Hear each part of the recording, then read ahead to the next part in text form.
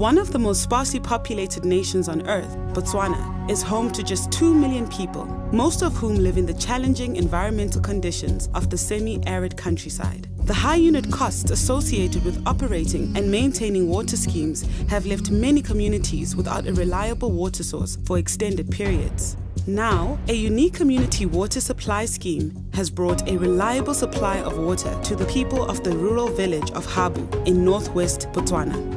The project serves about 1,500 people and was completed by JG Africa's Botswana office in partnership with local firm Initiatives, acting on behalf of the Paul G. Allen Family Foundation through its philanthropy program, to collaborate directly with the community to identify and implement projects that were most desirable. Prior to the completion of the project in 2017, Habu did not have access to a regular water supply for about 3 years. Residents had to buy water from private owners of boreholes in the area or, in extreme circumstances, dig shallow wells. Only 4 months after completion of the water supply scheme, most households were registered and paying for their water, with the scheme being fully administered by a water committee made up of community members and constitutes Botswana's first formally community-managed water supply scheme. What was the reason for such success? Success lay in the team's careful coordination between the political, social, and technical components of the project.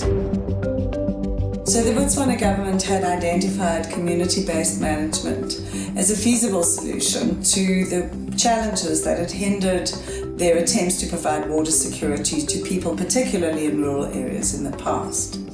And so our project took place in a rapidly transforming political landscape because the government were already redeveloping their policy to incorporate provisions for community-based management. JG Africa's proposal for government to take ownership of the assets that would be operated and maintained by a dedicated water committee and financed from tariffs collected from the Habu community was accepted. Political support for the project was now firmly in place. An umbrella committee was established during the project to ensure good communications with the broader community. So this process ensured that the community had the power to make decisions at every stage of the project, thus transferring ownership to the community throughout the project and beyond.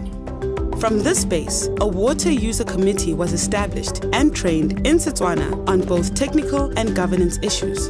And it is this committee which now operates the water supply on behalf of the community. Sustainability was always the objective of the project. Consequently, the scheme is deliberately simple. At a central point, 5 water tanks on stands supply taps identified for each of Habu's 5 wards. The borehole pumps are powered by solar energy and have manual switches. This makes operation and maintenance by trained members of the Habu community very manageable.